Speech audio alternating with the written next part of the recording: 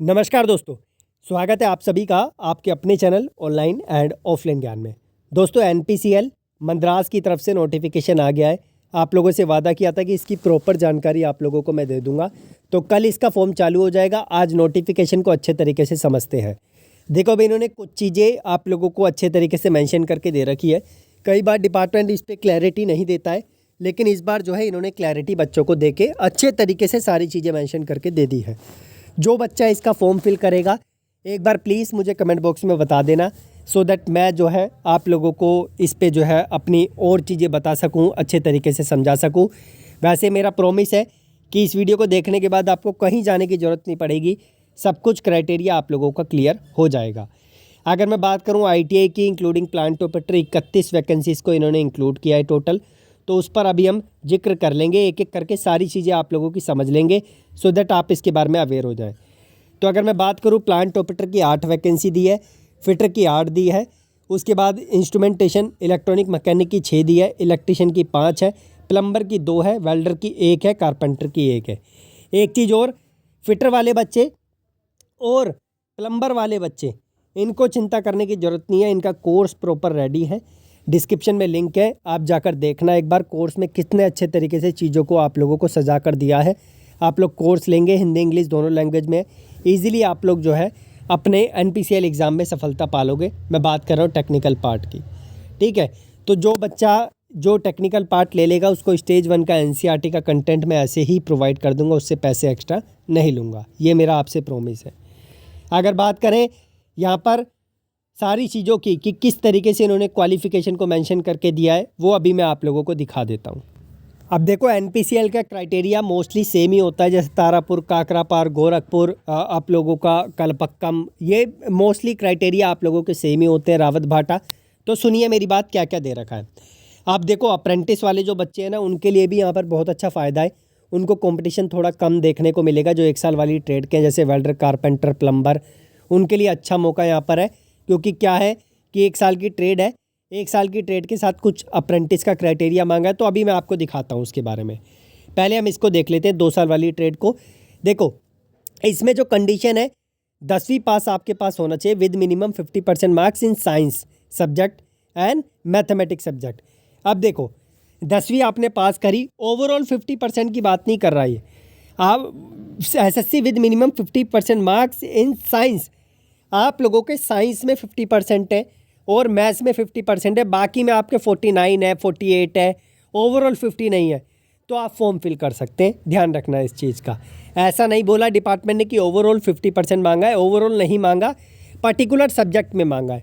और 2 साल का आईटीआई होना चाहिए, आप इजीली फॉर्म फिल कर लेंगे।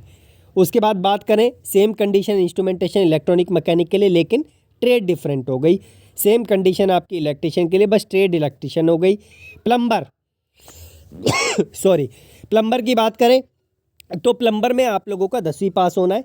वही सेम कंडीशन, 50% मार्क्स आपके साइंस या मैथ्स के सब्जेक्ट में होना चाहिए और 2 साल का प्लम्बर का आईटी का कोर्स होना चाहिए।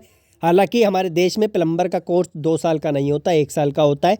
लेकिन इन्होंने प्लम्बर के बच्चे कैसे फॉर्म फिल कर पाएंगे, इसके बारे में अभी आपको बताता हूँ।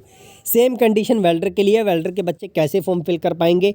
सेम कंडीशन कारपेंटर के लिए कि कारपेंटर 2 साल की ट्रेड तो होती नहीं है, 1 साल की होती है, कैसे फॉर्म फिल करेंगे, तो इसके बारे में अभी मैं आपको जिक्र कर देता हूँ। अब देखो, जो यहाँ पर 1 साल की ट्रेड है, इसको मत पढ़ो, जो मैं बोल रहा हूँ वो सुनो। जो 2 साल की 1 साल की ट्रेड है, 2 साल वाले तो अब ईजिली फॉर्म फिल कर लेंगे, लेकिन जो लेस देन 2 ईयर से 1 साल वाली ट्रेड है, उनको या तो 1 साल का एक्सपीरियंस चाहिए। ध्यान से सुनो, या तो आप लोगों को 1 साल का एक्सपीरियंस चाहिए। अगर आपके पास 1 साल का एक्सपीरियंस नहीं है, तो अप्रेंटिस आपने की होने चाहिए। और डिपार्टमेंट ने ये नहीं बोला कि अप्रेंटिस अगर आपने सिर्फ एनपीसीएल से किए तो ही मौका मिलेगा। आपने कहीं से भी अप्रेंटिस की हो, आप लोगों का वो अनुभव में कैलकुलेट होगा। यहाँ पर इन्होंने बोल दिया है, दोबारा से रिपीट कर देता हूँ, इनकी जो ऑफिशियल लैंग्वेज है उसमें पढ़ देता हूँ। 1 year apprenticeship training after completion of first year ITI course. ITI का 1 ईयर का कोर्स कंप्लीट करने के बाद आप लोगों का जो है वो अप्रेंटिस एक्सपीरियंस के तौर पे ये लोग ले लेंगे। बहुत अच्छे तरीके से मेंशन किया है।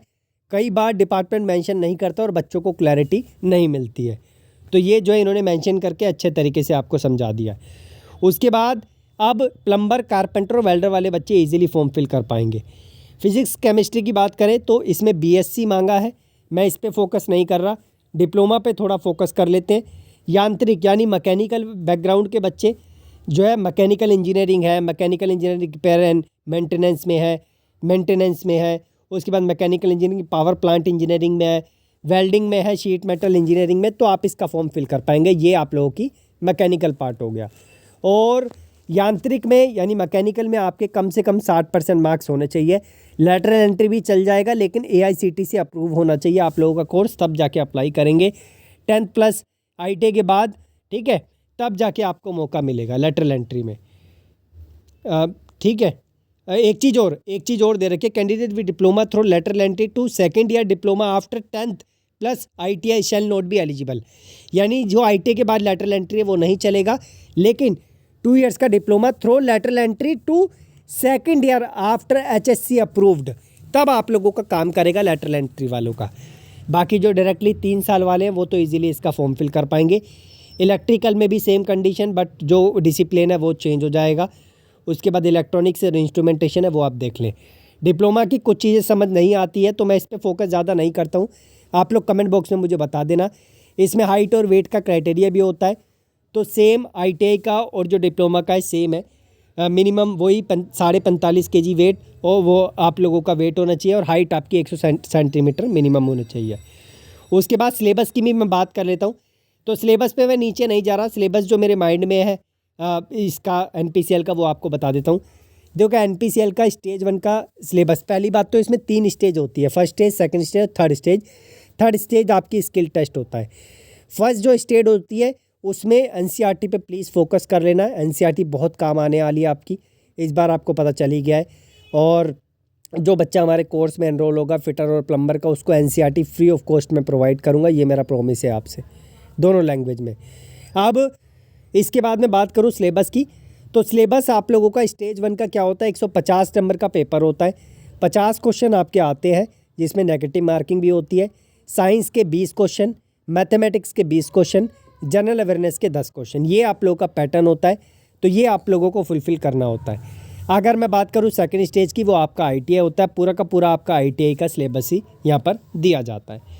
और यहाँ पर जो है आप लोगों का ये पहले साल कितना पैसा मिलेगा, दूसरे साल कितना पैसा मिलेगा वो दे रखा है। उसके बाद अलाउंसेस भी हैं कुछ, तो वो 1 टाइम ग्रांट हैं, ये आप देख लीजिए। और इस पर मैं फोकस नहीं कर रहा। एक चीज़ और, NPCL में बॉन्ड भी आप लोगों को भरना पड़ेगा। 63 पेजेस का नोटिफिकेशन है, पूरा समझाऊंगा तो दिक्कत आप लोगों को जो है होगी, और मुझे भी दिक्कत होगी, बहुत लंबी वीडियो बन जाएगी। अगर मैं एज की बात करूं, एज 18 से 24 साल है। 1/5/2024 के बेच पे आई थिंक क्राइटेरिया दे रखा है इन्होंने। ये सिलेबस है जो पूरा आपको दिखा रहा हूँ, ये सिलेबस है। तो सिलेबस मैंने आपको वर्बली बता दिया है। मैं इनका ऑफिशियल वेबसाइट पे आपको लेके चलता हूँ, कल से इसका फॉर्म चालू हो जाएगा। ये इनकी ऑफिशियल वेबसाइट है, आप यहाँ पर आएंगे तो यहाँ पर जो है आप लोगों को ये इसका क्लिक है टू व्यू कि अप्लाई कैसे करना है, एडवर्टाइजमेंट क्या है। तो एडवर्टाइजमेंट भी आई थिंक इन्होंने पुराना डाल रखा था, मैंने डाउनलोड करके देखा था, लेकिन जो न्यू एडवर्टाइजमेंट है वो आप लोगों को डिस्क्रिप्शन में मिल जाएगा। टेलीग्राम पे लिंक है, ठीक है, टेलीग्राम का, वो आप लोगों को देखने को मिल जाएगा। अगर आपको यहाँ से नहीं डाउनलोड होता, मे बी इन्होंने अपडेट कर दिया हो, अगर यहाँ से डाउनलोड नहीं होता तो आप लोगों को मिल जाएगा। कल आप लोगों का इसका मॉर्निंग में फॉर्म चालू हो जाएगा, तो कल ही मत भर देना, थोड़ा सा पेशेंस रखना, ठीक है, ताकि फॉर्म में गड़बड़ ना हो। बाकी मेरी तरफ से दी गई जानकारी से आप लोग संतुष्ट होंगे। इसके अलावा कोई सवाल आप लोगों के माइंड में NPCL को लेकर कमेंट बॉक्स में मेंशन करना। SCVT को लेकर थोड़ी कन्फ्यूज़न है तो कल मैं क्लियर कर दूंगा, टेलीग्राम पे आपको इन्फॉर्मेशन दे दूंगा, टेंशन मत लेना इसकी, ठीक है। प्रातः 10 बजे इसका फॉर्म चालू हो जाएगा, तो देख लेना इस चीज़ को। फॉर्म की वीडियो भी आपको प्रोवाइड कर दूंगा। बस मेरी साइड से इतनी जानकारी थी। कोर्सेज़ मैंने एप्लीकेशन पे दे रखे हैं, ज्वाइन हो जाना। फिटर और प्लम्बर वाले बच्चे, कारपेंटर का भी कोशिश कर रहा हूँ कि जल्दी से जल्दी कुछ करूँ और आप लोगों को इन्फॉर्मेशन दूँ। कौन कौन इसका फॉर्म फिल कर रहा है एक बार कमेंट बॉक्स में प्लीज़ मुझे अपनी साइड से बता देना। धन्यवाद।